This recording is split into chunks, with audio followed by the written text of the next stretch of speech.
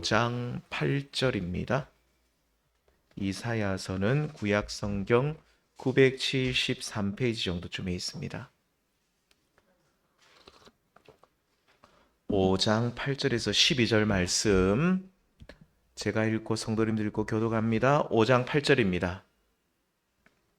가옥에 가옥을 이으며 전토에 전토를 다하여 빈틈이 없도록 하고 이 땅 가운데에서 홀로 거주하려 하는 자들은 화 있을진저.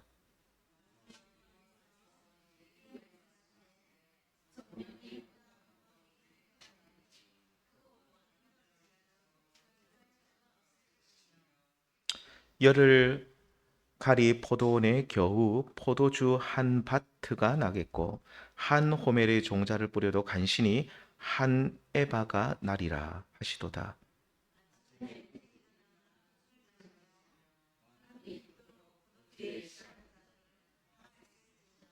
함께 읽습니다. 그들이 연회에는 수금과 비파와 소고와 피리와 포도주를 갖추었어도 여호와께서 행하시는 일에 관심을 두지 아니하며 그의 손으로 하신 일을 보지 아니하는도다. 아멘. 이사야가 선지자로 부름받는, 그러니까 흔히 말하면 소명을 받는 장면은 이사야에서 6장에 가면 나옵니다. 우리가 다음 장 내일 새벽 예배 볼 6장에 보면 나오는데, 보통 이 선지자는 앞부분이죠. 뭐 1장, 2장 요 앞부분에 가서 처음에 이렇게 사명을 하나님께로부터 부름을 받고 또 사명도 받고, 그래서 선지자로서 또 하나님의 말씀을 전하는 일을 앞부분에서 이렇게 먼저 소명을 받은 뒤에 이렇게 전하게 되는데, 이사야서는 드디어 6장에 가서야 선지자로 부름받고 사명을 받는 것을 보게 됩니다. 자, 그렇다면 왜 이렇게 늦게 이사야 선지자가 사명을 받는 장면이 나오는가? 왜 이 6장에 가서야 나오는가라고 할 때, 그것은 1장부터 5장까지 내용을 우리가 오늘 5장 또 방금 보셨지만 유다의 영적 상태가 얼마나 비참한지를 여실히 먼저 보여주시는데, 이런 모습을 다 알고 있는 이사야를 선지자로 세우시면서, 자, 너는 이렇게 볼품없고 타락한 유다 백성들에게 나의 뜻을 전하라는 그런 의도로 사실은 1장부터 5장까지 하나님께서 유다의 모습을 보여주고, 그 다음에 6장에 가서야 바로 이 이사야를 선지자로 부른다 이 말입니다. 그러니까 네가 이제 영적 상태를 잘 보았으니 이제 너는 선지자로 세움을 받고 나의 뜻을 전하라고 하는 거죠. 그래서 6장에 가면 이제 드디어 이사야가 사명을 받는 사건이 나오는데, 오늘 바로 앞장인 5장은 사실은 1장부터 5장까지 모두가 다 이스라엘 백성들, 유다 백성들의 잘못, 죄를 고발하고 있는데, 특별히 이 5장에서는 백성들의 잘못을 포도원 비유를 통해서 말씀합니다. 자, 그렇다면 여기서 황폐한 포도원, 열매 맺지 못한 포도원은 누구를 말하고 있습니까? 예, 당연합니다. 유다 백성들을 말하고 있는 거죠. 보통 이 포도원 주인들처럼 하나님께서는 유다를 이제 나의 포도원이다라고 선정을 하시고, 하나님께서 좋은 기름진 산에다가 땅을 파고 돌을 제거하고 기경을 하신 뒤에 극상품 포도나무를 거기에다가 심었다라고 하십니다. 자, 당연히 포도원 주인 되시는 하나님께서는 극상품 포도나무를 심었으니 뭐가 나기를 바라시겠습니까? 당연히 극상품 포도가 나기를 기대하셨는데, 결과는 들포도를 맺게 되었다라고 5장 앞부분에 보면 그렇게 말씀하고, 우리 하나님께서 그렇게 비유를 하시면서 한탄합니다. 이 들포도는 관리하지 않아도 그냥 자연스럽게 나는 포도를 들포도라고 한답니다. 그래서 이 들포도는 보통 일반 사람들은 잘 먹지 못하고 그냥 짐승들에게나 이렇게 주는 그런 포도를 가리킨다고 합니다. 성도님들, 여기서 우리가 알 수 있는 분명한 사실은 하나님께서는 오늘 우리에게 요구하시는 바가 바로 열매라는 사실이죠. 화려한 꽃을 요구하시는 것이 아닙니다. 얼마 전에도 저기 수국 피는 데 가면 참 아름답습니다. 수국은 뭐 꽃도 뭐 사람 얼굴만한 것도 있고 엄청 큰 것도 있고 작은 것도 있고 색깔도 어쩜 그리 다양한지. 근데 열매가 있습니까, 수국이? 예, 수국에 열매가 있는지는 모르겠습니다. 예, 저는 개인적으로 꽃을 그래 좋아하지는 않기 때문에 열매가 나는 걸 참 좋아합니다. 뭐 예를 들면 요즘 토마토가 나는데 토마토가 어제 제가 7월에 어떤 목사님 만나러 갔는데 목사님이 농사를 짓습니다. 2,000평을 짓습니다. 그래서 제가 가니까 목사님 저보고 우리 집에 있는데 토마토를 한 박스를 딱 주시더라고요. 목사님 이게 뭡니까? 내가 농사 지은 거라더라고요. 얼마나 단단한지 일반 시중에 파는 거는 약간 물은 이거는 굉장히 돌멩이처럼 단단해요. 그게 빨간데도 다 익었는데도 그래요. 야 어제 하나 이렇게 잘라 먹으면 참 맛있더라고요. 하나씩 드릴까요? 위에 위에 한 10개 있나요? 몇 개인지 모르겠네요. 이게 주는데 참 목사님 농사 잘 지시네. 저는 이제 이 열매 나는 걸 참 좋아합니다. 그런데 우리 하나님께서도 화려한 꽃을 구하시는 것이 아니라 무성한 이파리를 구하시는 것도 아니라 오직 풍성한 열매를 우리에게 요구하십니다. 자, 하나님께서 우리가 열매 맺을 수 있도록 모든 여건을 준비해 주시는데 우리가 열매 맺는 성도로 살지 못할 때는 하나님께서는 우리를 무서운 채찍으로 채찍질한다는 사실을 또 우리는 기억해야 됩니다. 우리는 반드시 열매를 맺어야 되는 사명을 가진 자들입니다. 우리 주님께서도 이런 말씀을 하셨죠. 예수님께서도 이런 말씀하셨습니다. 함께 읽겠습니다. 아름다운 열매를 맺지 아니하는 나무마다 찍혀 불에 던져지느니라. 참 무서운 말씀이죠. 열매 맺지 못하는 나무마다 우리를 가리킵니다. 원래는 문맥적으로 보면 물론 이스라엘 백성들을 말하지만 크게는 오늘날 영적 이스라엘은 우리들이니까 우리를 보시면서 우리 주님께서 너희가 열매 맺지 못하면 찍혀서 불에 던져진다. 열매 맺지 못하는 포도원, 열매 맺지 못하는 포도나무는 찍혀 불에 던진다는 준엄한 말씀을 우리는 늘 가슴속에 새겨야 됩니다. 자, 그렇다면 왜 하나님께서는 유다 백성들을 포도원으로 삼으시고 최선을 다해서 관리하시고 열매 맺을 수 있도록 온갖 하나님이 애를 쓰셨는데 왜 백성들은 좋은 포도를 맺지 못하고 들포도만 맺는 먹지도 못하는 포도만 맺는 결과적으로는 아무런 열매도 맺지 못하는 그런 포도원이 되고 말았습니까? 우리는 이를 포도원지기 되신 하나님이 잘못하셨기 때문이다 라고 하나님의 책임으로 몰아가서는 안 됩니다. 다시 한번 말씀드리지만 하나님은 분명히 5장의 앞부분에 보면 하나님은 최선을 다하셨습니다. 그런데 안타깝게도 백성들은 들포도만 맺게 되었는데 그 원인은 누구에게 있습니까? 백성들에게 있는 거죠. 하나님께서는 부족함 없이 관리하시고 지키시고 열매 맺도록 하셨는데 백성들의 잘못으로 인해서 아무런 열매를 맺지 못하게 되었다 이 뜻입니다. 자, 그 이유를 오늘 읽었던 이 본문 말씀 5장 8절부터 12절에 보시면 그 이유를 말하고 있는데 자, 왜 이들이 열매를 맺지 못하는 포도원이 되었는가? 오늘 말씀해 보면 이렇게 말합니다. 이들이 독주에 취해 있기 때문이다 라고 하시죠. 우리 11절 말씀을 다시 한번 읽어보겠습니다. 아침에 일찍 일어나 독주를 마시며 밤이 깊도록 포도주에 취하는 자들은 화해 있을진저. 자, 하나님께서는 유다 백성들을 포도원으로 삼으셔서 아침으로 낮으로 밤으로 돌보시고 관리하시는데 백성들은 아침 일찍 일어나서 뭘 한다는 겁니까? 독주를 마시는 겁니다. 제가 전에 김해 대동에 살 때 우리 앞집 앞에 빗자루 공장하는 총각 아저씨가 살았습니다. 지금 여기 없습니다. 제가 전도하려고 얼마나 애를 썼는데 결국 복음을 안 받아들이더라고요. 그 아저씨는 그냥 일반 소주는 별로 성에 안 차서 그 술 담그는 소주 있잖아요.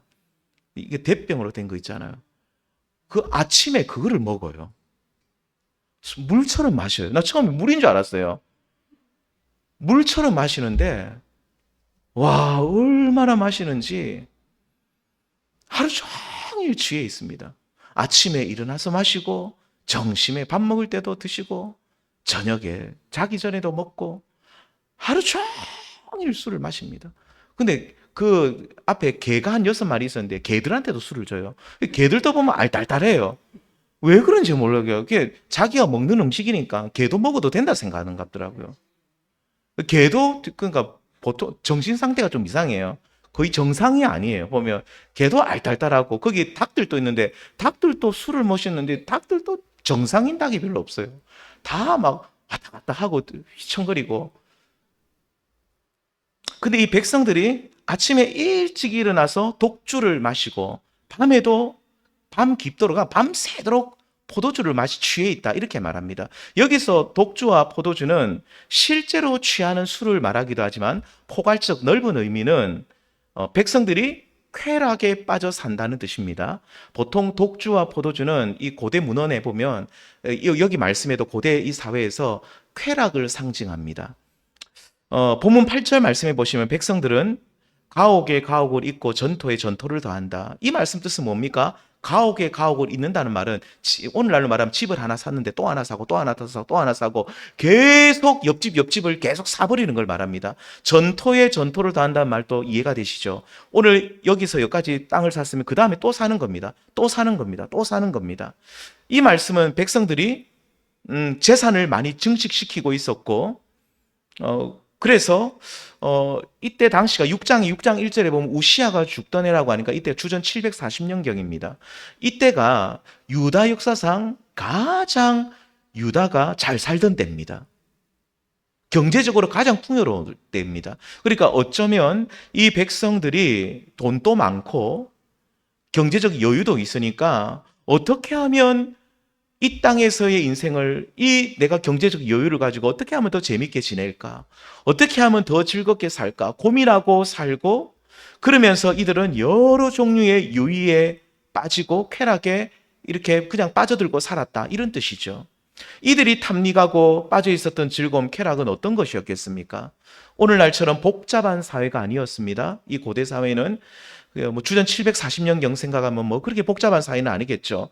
문자 그대로 이거는 아침에 진짜 일어나서 독주를 마시고 저녁에는 밤이 깊도록 포도주에 취하였을 수도 있습니다. 문자 그대로 해석도 맞지만 이렇게 술에 빠져 지내면서 쾌락을 누리고 세상의 여러 고민을 잊어버리려 했던 것도 물론 맞고요. 아니면 백성들은 더 나아가서 더 쾌락을 즐기기 위해서 결혼 관계를 벗어나서 배우자가 아닌 혼외자와 성적 쾌락을 누리며 일탈을 즐기거나 아니면 이 이사야서 3장에 보면 고관 부인들의 어떤 죄를 지적할 때에 이 고관 부인들이 화려한 옷, 여러 보석들로 치장하는 것을 즐기는 자들이다. 그런데 이 많은 돈을 어디서 가지고 오느냐? 가난한 자들이 것을 빼앗아서 불의한 방법으로 빼앗아서 자기 옷을 그러니까 오늘날 말하면 명품으로 온 몸을 다 치장한다라고 고발하고 있는데 아마 그렇게 명품을 사면서 좋은 옷을 사면서 화려한 장신구로 자기를 꾸미면서 즐거움에 빠졌을 수도 있습니다.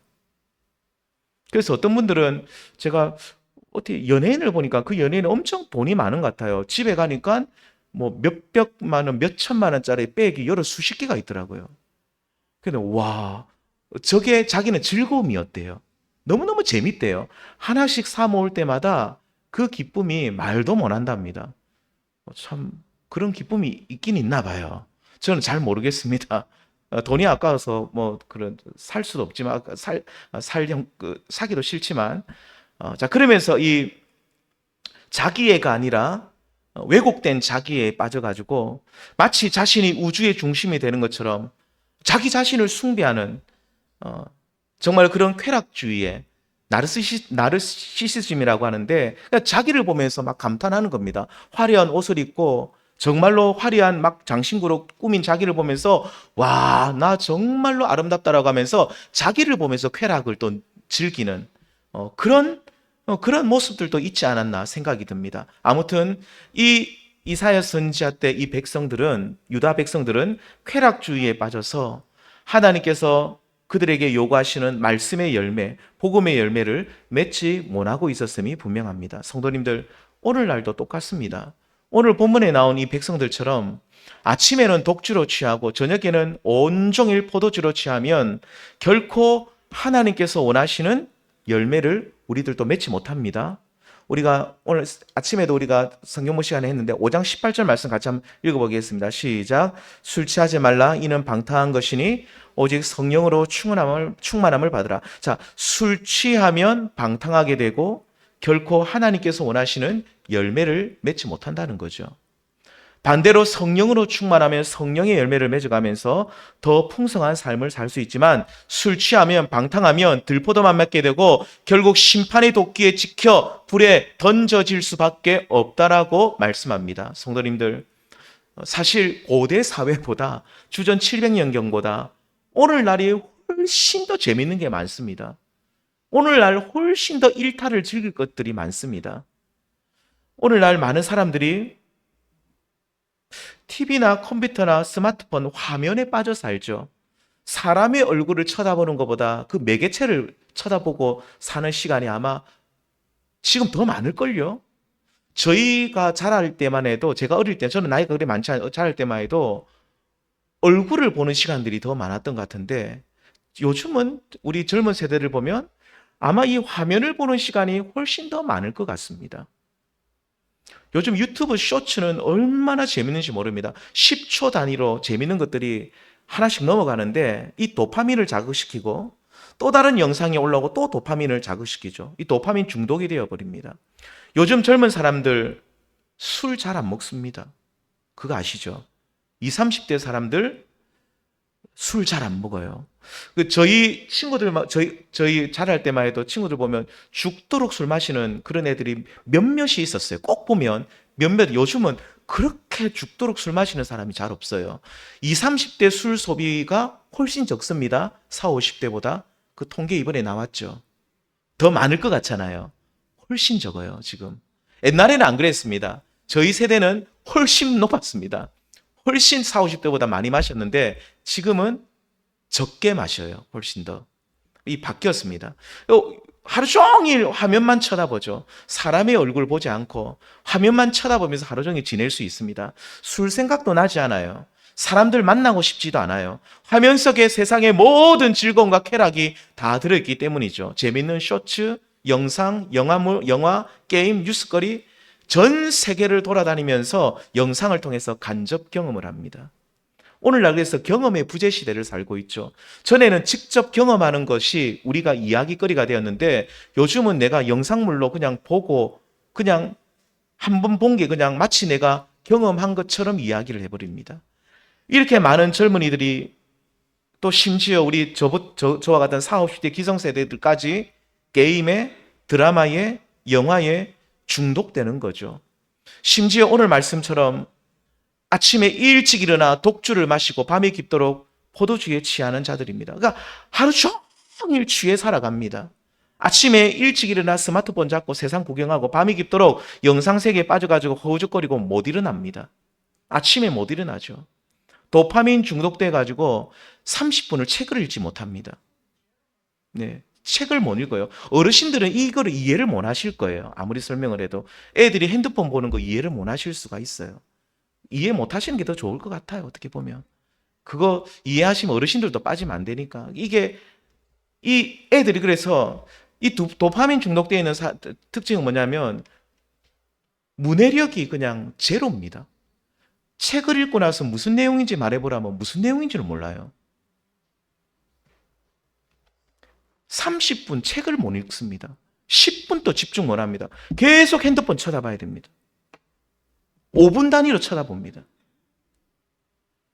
이 쾌락의 호르몬이라 부르는 도파민에 중독된 많은 사람들 진지하게 고민을 못하고 생각하지 못하고, 그러니까 하나님 말씀은 결국 고민하고 생각하는 것이 하나님 말씀인데 그게 말씀 묵상인데 묵상이 안 되니까 자기를 돌아보지 못하니까 하나님으로부터 자꾸 멀어져만 갑니다. 지금 이 시간 다 말씀드릴 수는 없지만 오늘날 우리 대한민국은 저는 그래 생각합니다. 중독 공화국입니다. 진짜 중독 공화국이죠. 인터넷을 통한 도박 중독, 중고등학생부터 대학생들까지 오래전부터 문제였습니다. 오래됐습니다. 최근에는 이 정부가 들어오면서 부동산이 사회 악이라 하면서 부동산을 규제를 해버립니다. 그러면서 주식은 정말로 권장할 만한 투자처라고 하면서 주식을 투자하래요. 근데 우리 성도님들, 대한민국에서 대부분 주식은 단타매매죠. 넣고 빼고 넣고 빼는 거죠. 도박 수준 이상입니다. 그래도 부동산은 넣고 바로 빼지는 못하잖아요. 오늘 샀다 내일 못 팔거든요. 그리고 규제가 워낙 심해가지고 2년 이상, 1년 이상 시간이 안 지나면 워낙 양도소득세가 높기 때문에 이게 기다리는 시간이 있는데, 이거는 컴퓨터 앞에서 넣었다 뺐다 하루 종일 하는 겁니다. 주식을 팔아서 실제로 차익을 거두었을 때 뇌가 느끼는 쾌락은 생물학적으로 심리학적으로 강력한 수준이랍니다. 신경과학자들에 따르면 예상치 못한 금융 수입을 얻었을 때의 뇌의 보상회로가 강하게 활성화되면서 도파민이 급증한답니다. 어느 정도냐면 거의 마약 수준이랍니다. 엄청나게 올라가는데, 근데 오랜 시간 뒤에, 그러니까 우리가 보통은 주식은 참 좋은 거거든요, 사실은요. 원래는 집어넣어 놓고 우리가 이 기업은 내가 내 돈을 잃어도 될 만큼 정말로 좋은 기업이다, 이 기업을 내가 정말로 투자를 하고 싶고 이 기업을 살리고 싶다는 마음으로, 진짜 선한 마음으로 주식을 투자하는 겁니다. 그리고 나서 오랜 세월 있다가 그것을 우리 자녀들에게 양도를 한다든지 그냥 넘긴다든지 증여를 한다든지, 아니면 그것을 꼭 필요할 때 내가 판다든지 그렇게 하는데, 그래서 오랜 시간 뒤에 수익을 얻었을 때는 그 쾌락의 강도가 별로 안 센데, 단기 매매를 했을 때 얻게 되는 쾌락의 수준은 최상이랍니다. 거의 마약 수준이랍니다. 그래서 단기 매매를 해가지고 한번 돈을 벌기 시작하면 빠져나오지를 못한다고 합니다. 그래서 돈 버는 사람들이 보면 결국 결론은 나중에 제로섬 되다가 나중에 영영 되다가 나중에 다 마이너스가 되거든요. 이런 중독 쾌락에 빠지면 마치 성경에 나온 것처럼 마치 가시덤불 같은 마음이 되어서 거룩한 하나님의 말씀이 그 속에 들어가지 못하고 결국 황폐한 포도원이 되어버리고 말죠. 자, 오늘 본문 12절에 보시면 이렇게 경고합니다. 한 번 더 이 말씀 읽겠습니다. 그들이 연회에는 수금과 비파와 소고와 피리와 포도주를 갖추었어도 여호와께서 행하시는 일에 관심을 두지 아니하며 그의 손으로 하신 일을 보지 아니하는도다. 11절 말씀처럼 11절 말씀 바로 앞절에서 아침에는 독주로 저녁에는 포도주로 쾌락에 빠져 있고 날마다, 그 다음에 12절에 보면 연회를 파티를 연다는 겁니다. 연회를 베풀고 피리와 소고와 피리를 부르며 즐기는 자들. 자, 이 쾌락에 빠진 사람들의 특징은 뭡니까? 하나님께서 행하시는 일에는 관심을 두지 아니하고 그의 손으로 하신 일은 보지 않는다라고 합니다. 그러니까 여기서 하나님이 행하시는 일은 뭐냐면 바로 앞장 5장 앞부분에 나오는 하나님이 포도원을 세우시고 극상품 포도나무를 심으시고 포도원을 지키시고 관리하시는 일을 말하죠. 한마디로 우리로 열매를 맺게 하시는 거룩한 하나님의 사역입니다. 이 세상의 쾌락에 빠져 사는 사람들은 이렇게 하나님이 행하시는 위대한 일, 거룩한 사역에는 전혀 관심을 둘 수도 없고 두지 않는다고 하죠.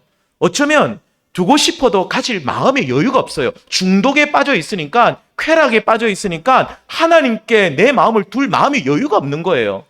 내 모든 마음이 여기에 빠져 있는데, 중독되어 있는데 내 마음의 한 켠이라도 하나님 앞에 드릴 마음이 없는 거죠. 술에 빠져 있고 돈에 빠져 있고 도파민 중독되어서 인터넷에 빠져 있는 사람, 그리고 온갖 도박뿐만 아니라 요즘 주식 중독까지, 우리 대한민국은 이 중독 공화국입니다. 이 정부에서도 이거를 심각하게 생각을 해야 되거든요. 그러니까 이렇게 중독에 빠져 있고 쾌락에 빠져 있는 사람들은, 도파민에 중독되어 있는 사람들은 하나님의 위대한 일에 관심을 가질 수가 없습니다. 나를 열매 맺는 포도원으로 세우시려는, 다시 말하면 하나님께서 친히 그 손으로 나를 위해서 행하시는 그 일, 나를 거룩한 백성으로 세워가시려는 그 하나님의 위대한 일에는 관심이 없고, 아니 관심을 가질 수도 없고, 그냥 이 땅에 쾌락에 빠져 허우적거리다가 결국 아무런 열매를 맺지 못하고 우리 주님의 말씀처럼 훗날 도끼로 찍혀서 풀무풀에 던져져 버리는, 아니면 오늘 말씀처럼, 오늘 이사야서 5장 말씀처럼 황폐한 포도원이 되어버리는 그런 참 안타까운 종국을 맞이할 수밖에 없다는 것이죠. 우리 성도님들, 쾌락에 빠져 살면, 술 취하여 살면 우리는 하나님과 깊은 관계를 맺을 수 없고 그냥 피상적인 관계만 유지하게 됩니다. 그래서 결과적으로 나를 거룩한 백성으로 세워가시는 하나님의 손길, 나로 열매 맺게 하시는 농부 되신 하나님의 은혜의 손길을 보지 못한다는 것이지요.